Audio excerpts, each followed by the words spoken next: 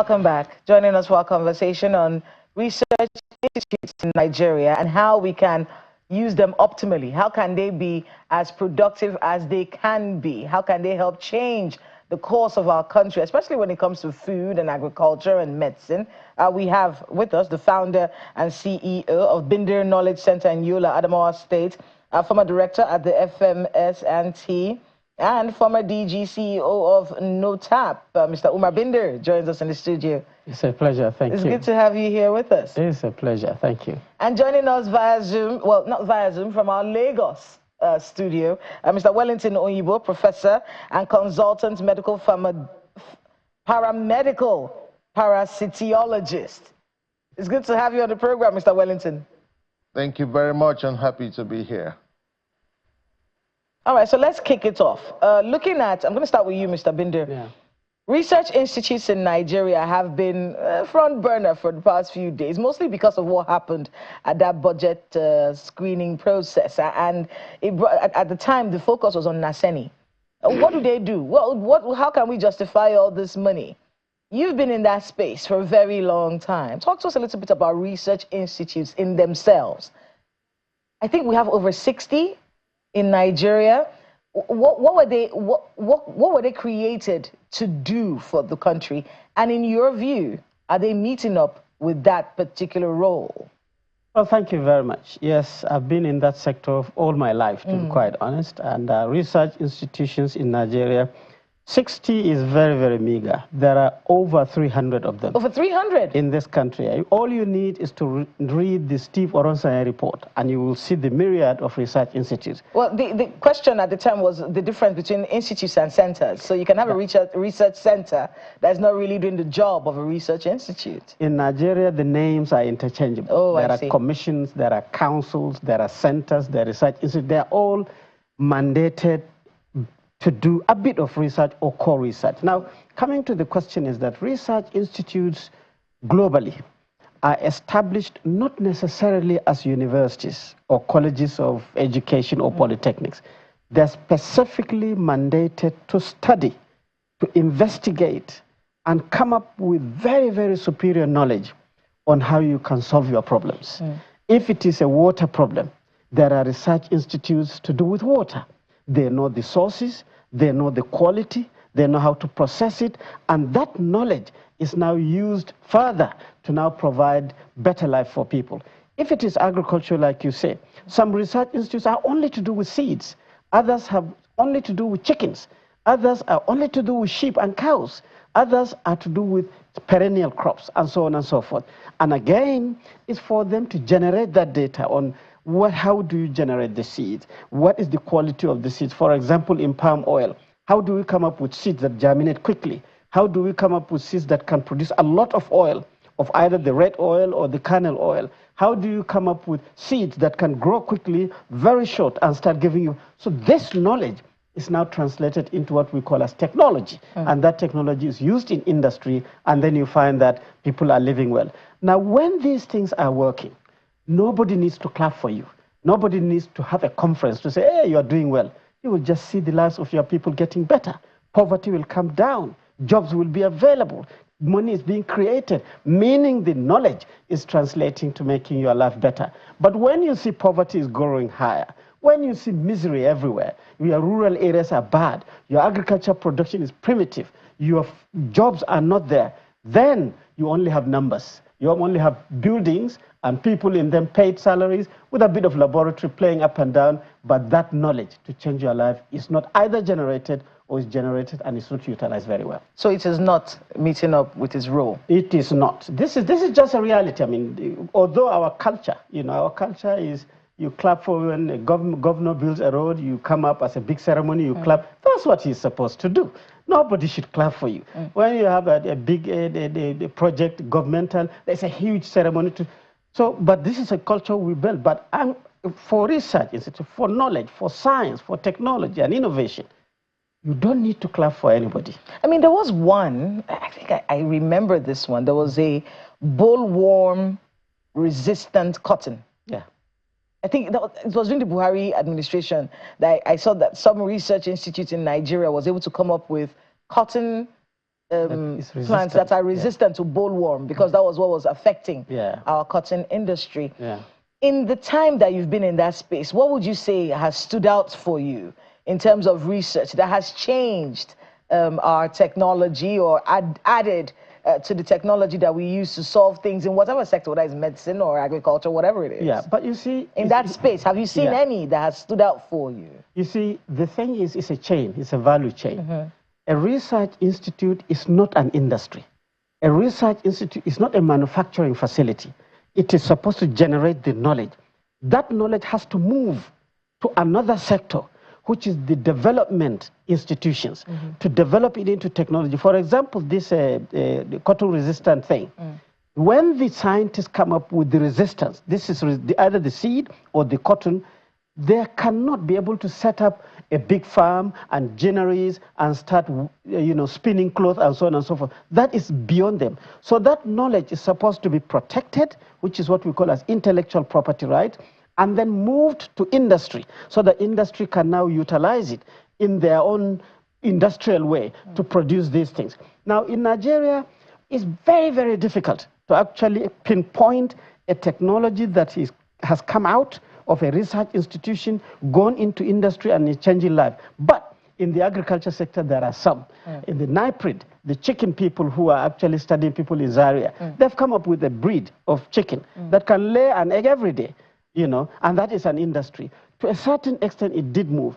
In Cheddar, they came up under the Pharmaceutical Institute. They came up with a sickle cell anemia drug that is one of the best in the world, and they managed even to take it up to making capsules. But then something happened. But that affected the lives of people. Whereas the seed development... What happened?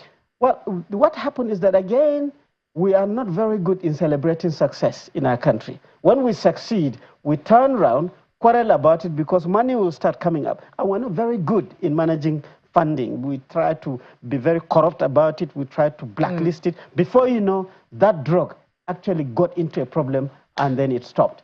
Industries don't mess up with this type of thing.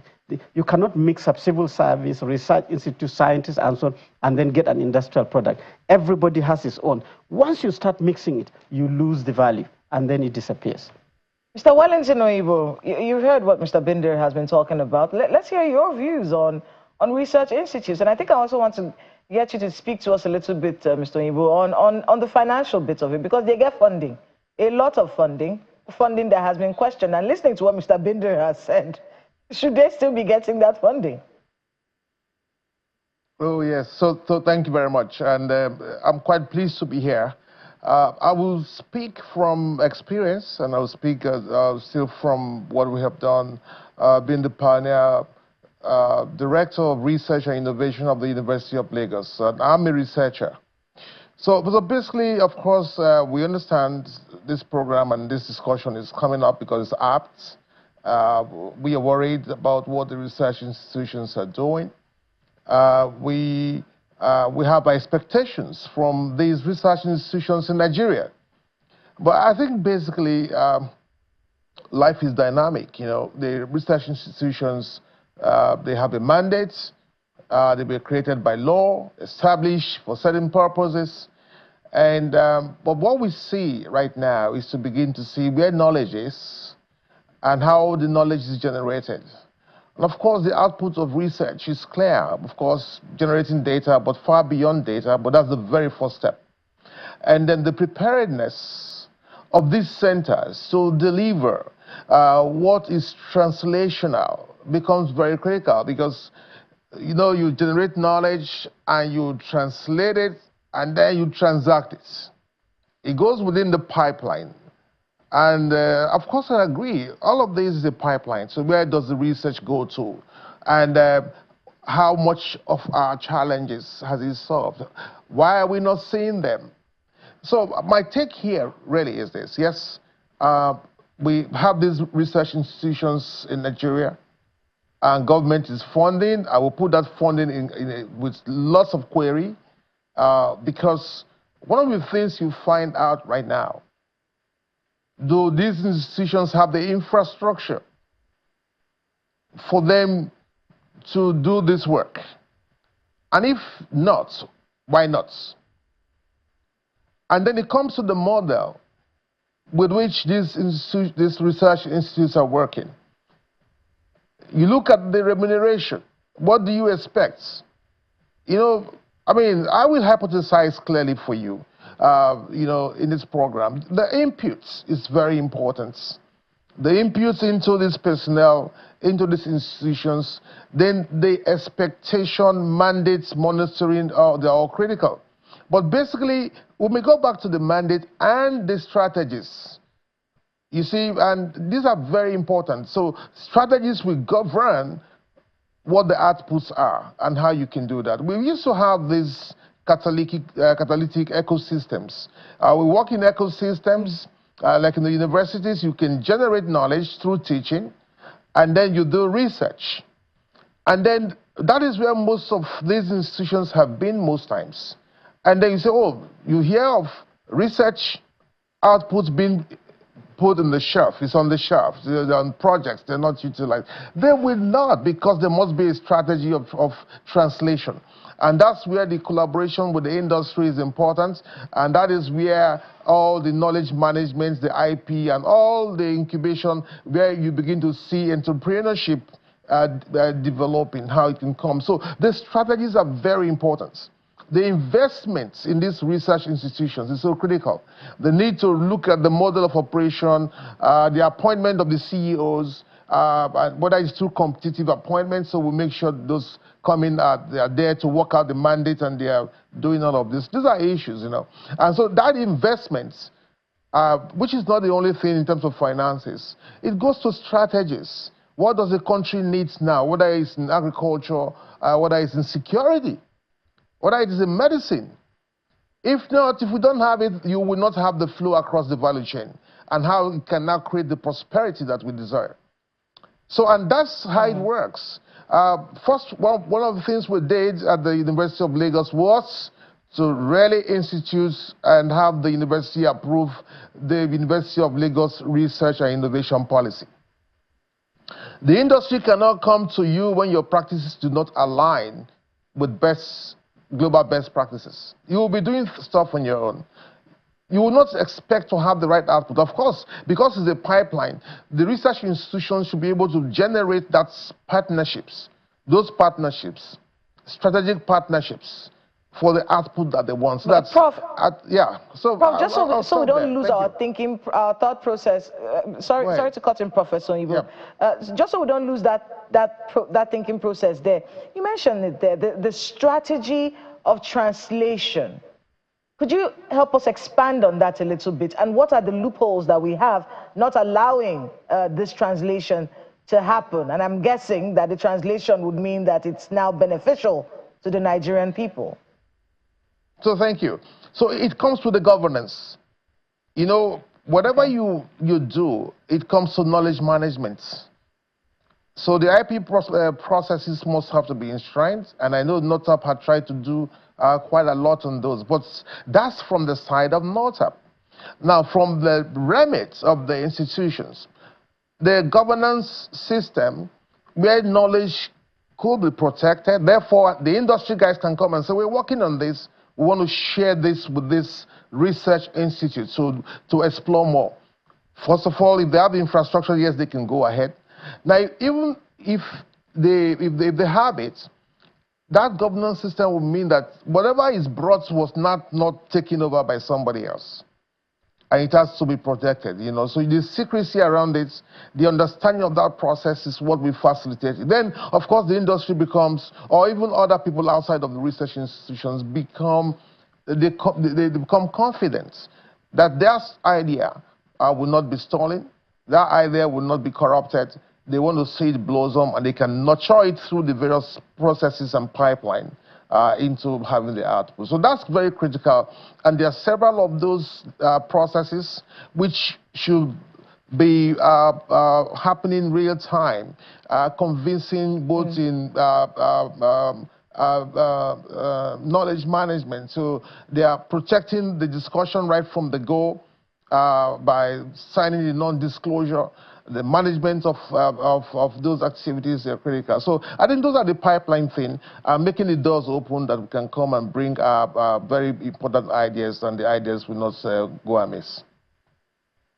I'm going to come back to you, Mr. Binder. Yeah. Around Christmas last year, yeah. and I'm looking, I had to get it because it was the minister that actually said it, Federal Ministry of Agriculture and Food Security. Yeah. They were proposing spending 180 billion naira on federal universities of agriculture and research institutes in the 2025 proposed budget. And then for the breakdown, 54.38 billion was to be allocated specifically to federal universities of agriculture as part of the ministry's total 636 billion naira allocation. Is that the solution, pumping more money in? Well, you see, federal universities of agriculture, when they were established, they were put under the supervision of the Ministry of Agriculture. But remember, Ministry of Agriculture, just because of that name, agriculture, but university system is a totally different institutional system than ministries. Ministries are policy-making institutions or systems. Then their agencies are the policy-implementing structures of government. I'm fine. Universities, just like the professor said, are used to build capacity massively to produce young people in those areas that of focus so that they can be able to get out. They can become researchers, they can become industrialists, they can become businessmen in that sector. When you mix these two, you say that the University of Agriculture should be supervised by ministries, you miss the whole point. You have started messing it up. And then the budgets. I mean, close your eyes. You've been to university before. All the money that you share there, imagine you have the lecture theaters, you have the lecturers. These lecturers are trying to grow. I was part of that system, from graduate assistant to assistant lecturer, to lecturer 2, to lecturer 1, senior lecturer, associate professor, up to professor. This thing doesn't come because your king is related to the vice chancellor. You grow like this based on research. If you don't make research and you don't publish, you will not grow. So research is happening. All this is not what a ministry does, but the ministry can take advantage of it. The challenge in our system is that we've not understood our structure. You know, we don't reflect on the development of our people based on our knowledge. So like Professor said, industry should relate to the researchers, but this industry is taken in a very colonial way. We think when you talk of industry, it has to be Nestle, it has to be Cadbury, it has to be Dangote. No. My mother and your mother can be industry. My mother was very good in making yogurt. A Fulani woman who is doing real fermentation work. My mother can extract oil out of groundnuts and fry kuli-kuli. This is a scientific process. My mother can use palm oil, and she manufactures her alkali and mix it up, esterification to produce soap. But it is primitive. You get what I mean? Research from the neighboring polytechnic or university can actually change my mother. That is industry linkage. My mother can now start making better oil, better soap, better yogurt, and then gradually packaging it. For her to do this, then other institutions will come like Smedan that gives loan, Bank of Agriculture that give loan. My mother can take 50,000 naira, utilize that knowledge from the research institute. Before you know, I would have gone to university with a big car because that is the linkage of the research and industry and all this funding. Nigeria has all that. Nigeria has the pool to generate this knowledge. Nigeria has the funding organizations. Nigeria has a big pool, people who need knowledge. From my mother up to the industrial, this is a bandwidth. However, to connect this together, Nigeria is not very good. Why? What's the problem? The reason is, first, I don't think our governmental or political system recognizes knowledge. I speak a lot on universities. I go and give a lot of information based on knowledge, research that I have done. But even just to give you air ticket to travel from here to Calabar, they complain, oh, Dr. Bindi, we cannot afford. Please travel. This is lack of understanding of what knowledge is. I'm giving you superior knowledge. That's number one. Two, look at how our National Assembly and the State Assembly people do with their constituency projects. We are here, we see on TV. When they go to deliver things, you see sewing machines, generators, and so on, all imported from China. You have your knowledge at home, but you cannot see the products on the table when it comes to. This is where the jobs are. This is where the young people can develop. So somebody should say, hey, we can only do soaps to our communities from Dr. Bindi's mother. So how can we do that? Or Dr. Bindi's mother had to produce 10 boxes every day. That is where knowledge is required. This understanding of trying to power your knowledge to be useful for you is very lacking in our country. I want to get Professor Wellington to break down. Is there, Prof? What's the problem? Is there something we're not seeing? Is it possible that the value chain is not beneficial to maybe politicians in many ways? Which is why, as Dr. Binder said, research institutes are treated very colonially in the way that they are run, and that value chain and the linkages necessary are not being done properly. And then also, I want to speak to funding. Is the solution throwing in more money? Okay, so I'm happy that Dr. Binder has raised that. You know, for us, it's a mindset issue. So whether it's understanding, but we need to know how did successful countries become successful. So we will have the Global Innovation Index. We see India, we see the Asian countries, we see the countries in Europe. You go there, check for competitiveness and how they've done their work. And these things are not hidden. So when it comes to what do the politicians understand, again, I will throw it up into a bigger discussion. How do we present our matters? But you know, in our parlance here, we talk about political will and how that can be done. Of course, that is very important. When you have the political will, there are things that can be achieved. But we have to begin to see the opportunities we have and how communications can be triggered. And when those communications are triggered towards purpose, then you find out that the changes we desire in terms of output is not happenstance.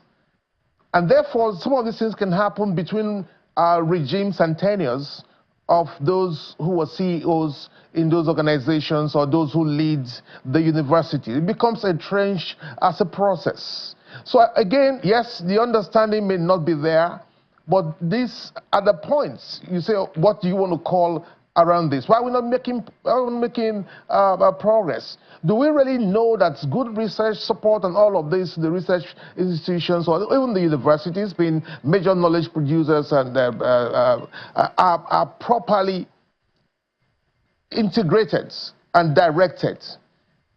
And I will talk about the funding.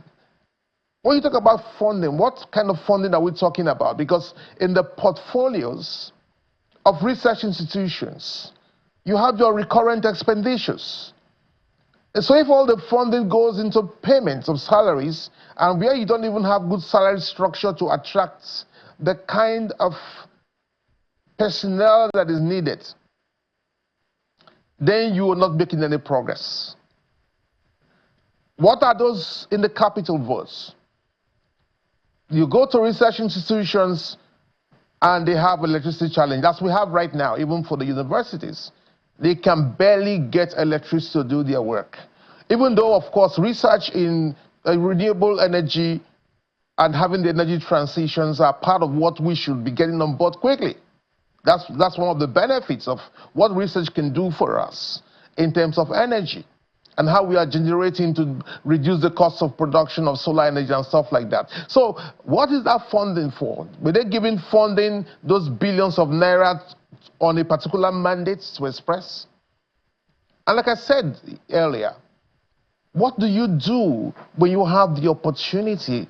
Do all of us in our policy setting, because we're all involved in policy imperatives, the research to policy process has a communication to it. How do I get additional funding? How do the private organizations get attention to doing what they have to do? That governance and strategies. So that's what we're saying, that the model of operating what we do, how funding should be, invested in research institutions and universities, are so critical that for most of the funding that is needed for research, they never provided, but for TED Fund, for instance, and of course, independent approaches in grant writing to generate that kind of resources. But by the way, I mean, whatever way we look at this, we all have our blames, you know, both from the research institutions, of course, from core government and those who allocate resources. What can we do in the absence of anything? Can we write? Can we be involved in independent resource mobilization for, you know, particular projects that we want to highlight? Do we understand that research is actually a gateway, you know, to prosperity? And I like the simple example from Dr. Bande, you know, people come to say you are sick, you won't go to the hospital. Our parents, people with ideas should go to institutions and be able to say, I have this and I want to move it. I mean, when we talk about this kind of discussion, is leapfrogging our ideas into outputs. So, yes, some understanding issues, and part of what I'm really expressing here, a targeted investment is needed. When I say targeted investment, I mean, yes, I'm giving you 1 billion naira, and this is what I expect from you. So that's targeted investment. And what do you need to get this done? How do we go? I want to come back to Mr. Binder on that. Because this conversation started when Naseni went to the National Assembly with their budget. And a lawmaker there, Honorable Ikwiche, Alex Ikwiche, he said, what do you people do? Why should we give you this money? Okay. What have you done in the past 5 years? Give me something that has happened in the past 5 years that we can hold on to and say, okay, because you do this, we should give you this money. That's where it started with Naseni. And for those who don't know, Naseni is a national agency for engineering infrastructure, right? National Agency for Science and Engineering Infrastructure. Yeah. So they should be bursting at the seams with innovations. They should be inundating us with things that will be like, what do we need this one for? No one needs a garlic cutter. We can do it by ourselves. You understand what I mean? Yes. They should be churning out things that make us think, oh, what is happening? What is happening, you know? Yeah. But it does feel like we do not get that, that sort of output from them. Now, Prof has said targeted investment. If we're giving you money, it has to be for this and this and this. Is that the way to go? Well, yes and yes. You see, as you said, it started with Naseni. I used to be the director in the Federal Ministry of Science and Technology supervising Naseni. Okay. And Naseni, you see, that last word in its name, infrastructure, is the key word. Naseni is supposed to be establishing science or research infrastructure for science, engineering infrastructure for translating the knowledge into tangible things. Naseni is expected to be a catalyst to make sure that patents and other intellectual properties are coming out. If I were to just digress a little bit, I refer to Prof. Prof is the director of the Research and Innovation Center. Yeah. I was a director of Research and Innovation Center. That was my last job in the academia before I left. If you take University of Lagos, very powerful university, globally known, and then you ask University of Lagos, in the last 10 years, how many scientific papers that have come out of your research? How many conference papers have you written? In fact, don't take the whole paper. Take what we call as the abstract, which is the summary at the top. For the last 10 years, in University of Lagos, because of their vibrance, it will fill up a lecture theater. The papers just of abstract will fill up a lecture theater. Ask University of Lagos, clap for them, they're doing very well in research. But then ask University of Lagos, of this knowledge, how many patents do you have? Meaning, you have now reworked on this knowledge, come up with very tangible technologies that are usable to solve people's problems, to make life better, to create jobs and wealth. You will have a big question mark. Even if you have a bit of the patents, ask University of Lagos again. And you can ask any university you like. I'm not just targeting in Lagos. Of these patents you have, which is supposed to be creating jobs, which is supposed to be creating wealth, how many has actually moved to Dr. Bindi's mother or Nestle or Dangote to now make sure that the professor who has come up with this technology is getting a little bit, because that is the secret of transferring technology. The licensing says, if you make a profit of 100 naira, give me 20 naira. If you make a profit of 100 billion, give me 20 billion. So you're not supposed to see creaky, poor professors in universities. You're supposed to see professors who are opening their chests, driving wonderful cars, living in big buildings, because the knowledge is translating to industry. I am telling you, as you move on from the research, you have a big pool, but as you taper towards industry, it disappears. I was asking, is it possible that there's something we don't understand here? There has to be a reason. I think it is. There has to be a reason why these things do not translate. Is it possible? Because I like to find where the problem is. Where the problem is. If I feel like this is not going to be beneficial to me, I will kill it. Yes. You see, the thing is, it's a colonial hangover, and it is also what I call as the diaspora, the inefficiency. In our country, our education system is still a literacy education system. It is not an entrepreneurial education system. People go to get certificates. I have a BSc, I have an MSc, I have a PhD. In fact, even us at the highest level, this professorial level is all the part of the colonial thing. When you are an academic, you want to grow quickly to become a professor, even if you have not actually impacted anything, even in your own community, even to yourself. So this is very colonial. Nigeria has to change this to become entrepreneurial. What you teach must affect our system. What you research must get into the system to change lives. And nobody, like I used to say, nobody needs to clap for you that you are doing very well. You will see that poverty will come down. You will see that insecurity will disappear. You will see corruption disappearing. These are indices that your knowledge is working for you. As long as you see poverty is climbing up, as long as you see youthful energy is going into insecurity, as long as you see that corruption is increasing, it means your knowledge is not working for you. Professor Wellington Oyibo, just so we can get your final thoughts on this particular matter, if we're looking at, I want to be able to read a message that somebody just said. In fact, we have two messages. Honorable Ademola Alalade, he says, research institutes are set up to investigate certain issues to create positive impact on the people and country. This is missing in Nigeria, as most research institutes in the country are not functional. Government needs to invest positively in existing research institutes. And then Festus also gave us this message here. He says, it's not surprising that our research institutes appear not to be working, because most of our top talents have been leaving the country in droves. Our research institutes must be well led and funded if we must attract top talents in the sector. So I'm going to get your thoughts on that, Professor Oyibo. Is it the talents that is missing? Based on what I've heard both of you say this morning, it's not the talent that is missing, it's the will to translate those talents into actual things that can be used. What should the government be thinking about going forward as we try to build this economy that is supposed to help us all this year? Yeah, so thank you very much. So, like I said, coming as a buzzword from this discussion is the targeted investments. And you can unpack it in different ways. What we have seen, especially from our own setting at the University of Lagos, I'll give that as an example, and as a hope, and just to let us know that all is not lost. Because what we have seen now, even from the National Universities Commission, they are highlighting this. TEDFund is highlighting this. The directors of research in universities are being reconfigured and recalibrated using the capacity access in universities, and of course how intellectual assets can be managed and put to better use. We came from a position sometime around 2015 and 16, for instance, in the University of Lagos, when the then Vice Chancellor said, I have had this experience, this is what we needed to do, that and that, and the pipeline was set in.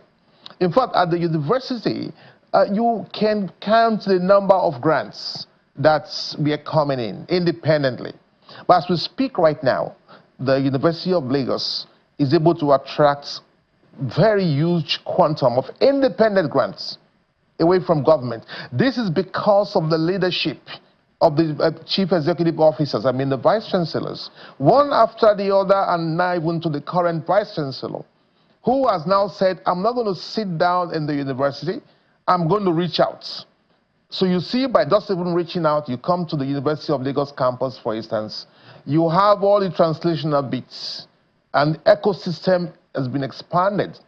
And then just to put it there, that missing link we can trigger and close from within And then the area where the external part of governance and government can be done, yes, can be opened, so there's a better understanding. But the one from within is so important.